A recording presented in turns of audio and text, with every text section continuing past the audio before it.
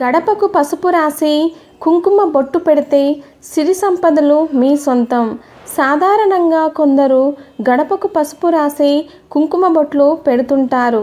గడపకు పసుపు రాస్తే సూక్ష్మ క్రిములు నశిస్తాయన్న సంగతి అందరికీ తెలిసిందే. కానీ గడపకు పసుపు రాయడం వెనుక చాలామందికి కొన్ని తెలియని విషయాలు ఉన్నాయి.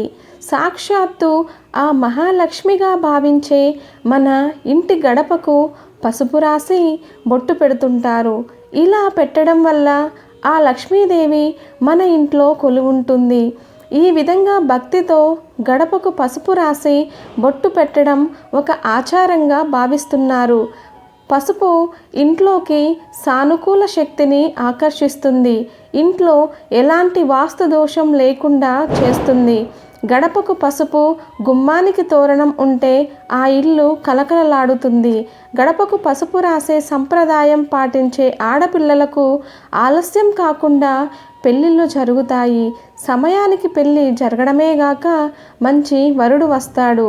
మనసు అర్థం చేసుకునేవాడు, ఎన్నడూ విడిపోనివాడు వస్తారు.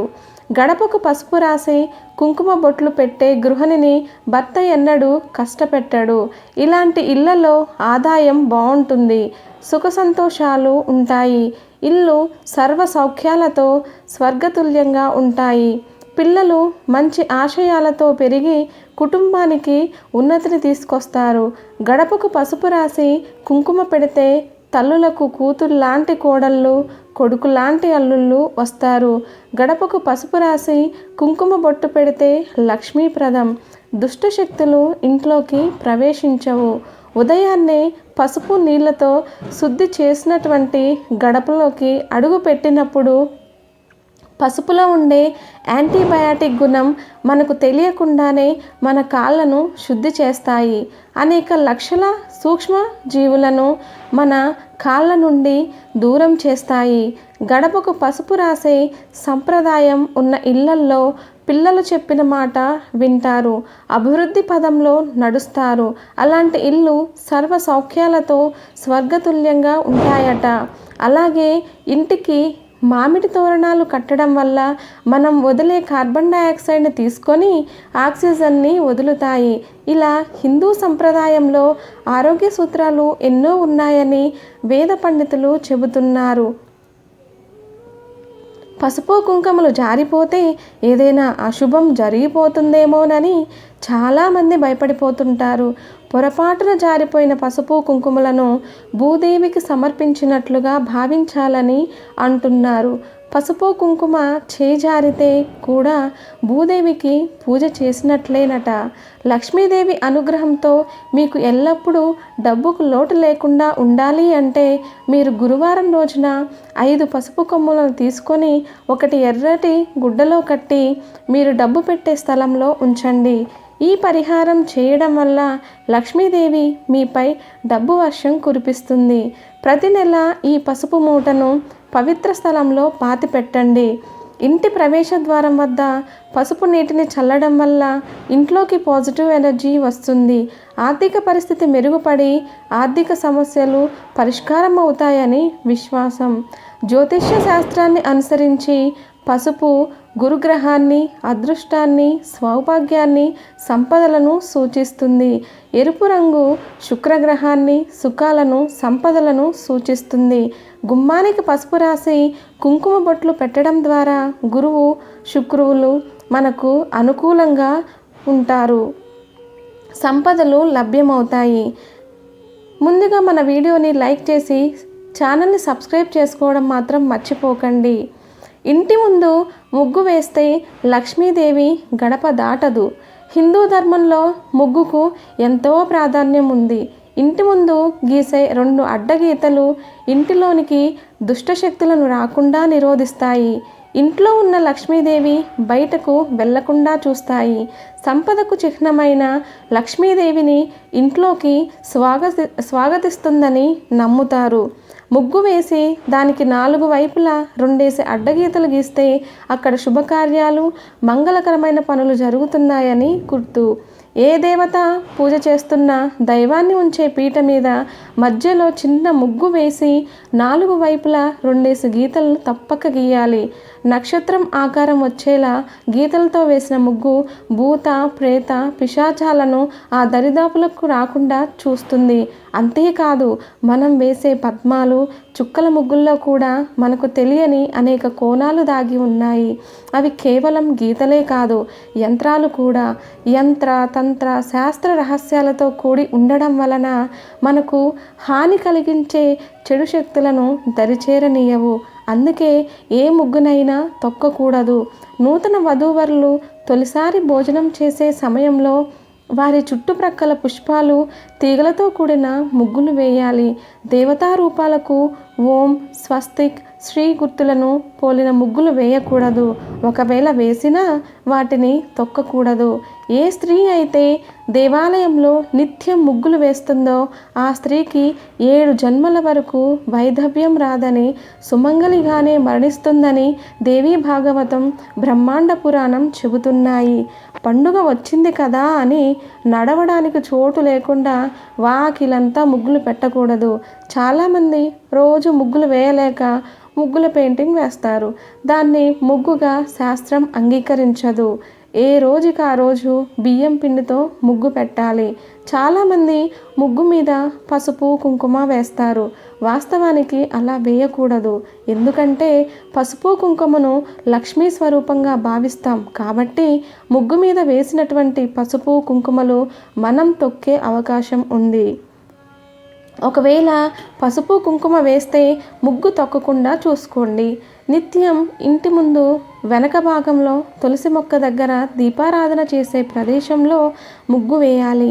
ముగ్గులు వేయడం కేవలం ఒక ప్రదర్శన మాత్రమే కాదు. ముగ్గులు వేయడం వెనుక ఒక మంచి ఉద్దేశం ఉంటుంది. అప్పట్లో బియ్యం పిండితో ముగ్గులు వేసేవారు. మన చుట్టూ ఉన్న అన్ని జీవులు మనలాంటివే అని భావించే మతం మనదే. కాబట్టి చుట్టుప్రక్కల జీవుల కడుపు నింపిన తర్వాత ఉదయాన్నే మన గురించి మనం ఆలోచిస్తాం అనేది అలవాటుగా ఉండేది. ఇలా చేయడం వల్ల సేవతో పాటు గ్రహ దోషాలు కూడా తొలగిపోతాయి. పూర్వం సాధువులు, సన్యాసులు ఇల్లు తిరిగి భిక్ష అడిగేవారు. ఏ ఇంటి ముందైనా ముగ్గు లేదంటే ఆ ఇంటికి వెళ్ళేవారు కాదు. ముగ్గు లేదంటే అక్కడ అశుభం జరిగిందని గుర్తు. అందుకే మరణించిన వారికి శ్రాద్ధ కర్మలు చేసే రోజున ఉదయం ఇంటి ముందు ముగ్గు వేయరు. శాంతి కర్మ పూర్తయిన వెంటనే అది మధ్యాహ్నమైనా ముగ్గు వేస్తారు. ముగ్గుల వెనుక సామాజిక, మానసిక, ఆరోగ్య, ఆధ్యాత్మికమైన అనేక రహస్య కోణాలు దాగి ఉన్నాయి. మీ సంపద పెరగాలి అంటే శనివారం చేయవలసిన పనులు ఏమిటో ఈ వీడియోలో తెలుసుకుందాం. ముందుగా వీడియోని లైక్ చేసి మన ఛానల్ని సబ్స్క్రైబ్ చేసుకోవడం మాత్రం మర్చిపోకండి. జ్యోతిష్యం ప్రకారం ఎవరి జాతకంలో శనికి సంబంధించిన ఏదైనా దోషం ఉంటే అతని జీవితంలో అన్ని రకాల సమస్యలను ఎదుర్కోవాల్సి ఉంటుంది. వాటిని వదిలించుకోవడానికి జ్యోతిష్య శాస్త్రం ప్రకారం శనివారం నాడు కొన్ని నియమాలు పాటించడం ద్వారా శుభ ఫలితాలు పొందవచ్చు అని పండితులు తెలియజేస్తున్నారు. అవేంటో తెలుసుకుందాం ఇప్పుడు. శనివారం రోజు శ్రీ వెంకటేశ్వర స్వామికి పిండి దీపం వెలిగించి ప్రత్యేకంగా పూజలు చేయడం వల్ల స్వామివారి యొక్క కరుణా కటాక్షాలు ఎల్లవేళలా మనపై ఉంటాయి. శనివారం నాడు మర్రి చెట్టు చుట్టూ 7 సార్లు దారాన్ని చుట్టి మీ మనసులో ఏదైనా కోరుకుంటే మీరు అనుకున్న పని జరుగుతుంది. మీ ఇంట్లో సుఖ సంతోషాలు, ఐశ్వర్యం ఎల్లప్పుడూ ఉండాలి అంటే చక్కెర కలిపిన నీరును రావి చెట్టుకు సమర్పించండి. మీ వైవాహిక జీవితం ఆనందంగా ఉండాలి అంటే ప్రతి శనివారం కొన్ని నల్ల నువ్వులను రావి చెట్టుకు సమర్పించండి. అంతేకాకుండా రావి చెట్టుకు నీరు పోయండి. ఈ పరిహారంతో భార్యాభర్తల మధ్య అనుబంధం దృఢంగా ఉంటుంది. మీ సంపద పెరగాలి అంటే శనివారం శివాలయంలో 1.5 కిలోల బియ్యాన్ని శివుడికి సమర్పించాలి. మీరు జాబ్ కోసం ప్రయత్నిస్తూ ఉంటే శనివారం నాడు బొగ్గును తీసుకొని పారే నీటిలో విసిరేయండి. దీనివల్ల మీరు కోరుకున్న ఉద్యోగం మీకు లభిస్తుంది. జ్యోతిష్య శాస్త్రం ప్రకారం ఒక వ్యక్తి పనికి పదే పదే ఆటంకాలు జరిగినా, ఎన్ని ప్రయత్నాలు చేసినా పని జరగకపోయినా శనివారం సాయంత్రం కొన్ని మినపగింజలను తీసుకొని వాటిని రావి చెట్టు కింద పోయాలి. పోసాక వెనక్కి తిరిగి అస్సలు చూడొద్దు. ఈ పరిహారాన్ని 11 శనివారాలు చేయడం వల్ల పనిలో ఆటంకాలు తొలగిపోతాయి. మీరు ఆర్థికంగా ఇబ్బందులు ఎదుర్కొంటున్నట్లయితే శనివారాల్లో మర్రి చెట్టు కింద 2 పూటల దీపం వెలిగించండి.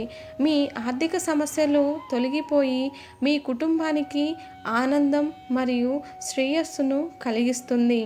ప్రతి శనివారం రోజున ఉదయం సాయంత్రం రావి చెట్టుకు ప్రదక్షిణాలు చేయడం వల్ల శని గ్రహబాధలు తొలగిపోతాయి. అంతేకాదు ఆర్థికంగా కూడా చాలా బాగుంటుంది. అప్పుల బాధలు తీరుతాయి. రావి చెట్టు సాక్షాత్తు శ్రీ కృష్ణుడి స్వరూపం. శనిదేవుడు కృష్ణుడికి పరమ భక్తుడు. అందువల్ల ఆ చెట్టును ఆరాధిస్తే ఆయన మన పట్ల ప్రసన్నుడవుతాడు.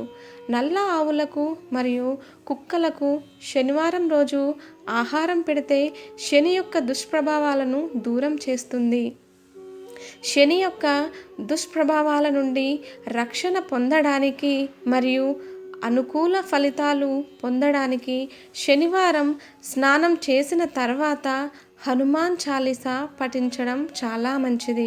శనివారాల్లో నల్లని బట్టలను దానం చేయడం ద్వారా శని దోషాల నుండి బయటపడవచ్చు. మీరు శనివారం కొన్ని ప్రత్యేక పనిని చేయబోతున్నట్లయితే నలుపు రంగు ధరించడం మంచిది.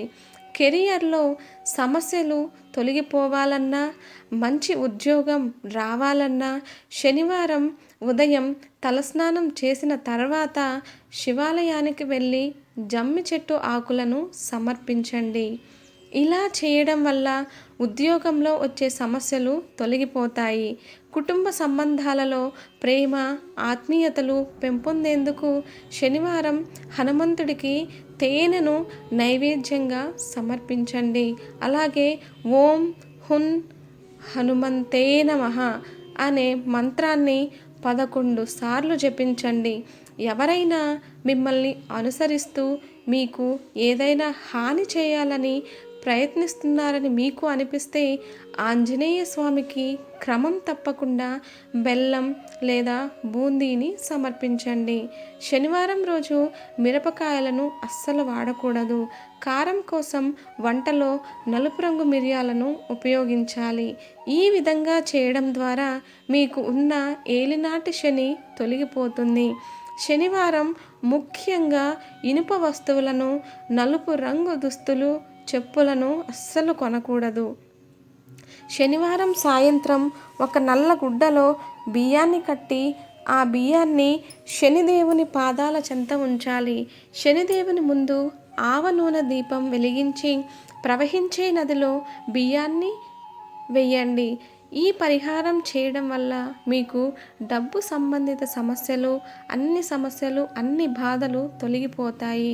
రెమెడీ గురించి ఎవరితోనూ చెప్పకూడదని గుర్తుంచుకోండి. జ్యోతిష్య శాస్త్రం ప్రకారం చాలా కాలంగా మిమ్మల్ని వ్యాధులు బాధిస్తుంటే శనివారం సాయంత్రం ఒక పేద వ్యక్తికి నల్లని వస్త్రాలు, చెప్పులు దానం చేసి ఆ వ్యక్తి నుంచి ఆశీర్వాదం పొందాలి. ఇలా చేస్తే క్రమంగా మీ ఆరోగ్యం మెరుగుపడుతుంది. మీరు వ్యాధుల నుంచి ఉపశమనం పొందుతారు. ఈ వీడియో మీకు నచ్చినట్లయితే తప్పకుండా మర్చిపోకుండా ఒక లైక్ చేసి మన ఛానల్ని సబ్స్క్రైబ్ చేసుకోవడం మాత్రం మర్చిపోకండి.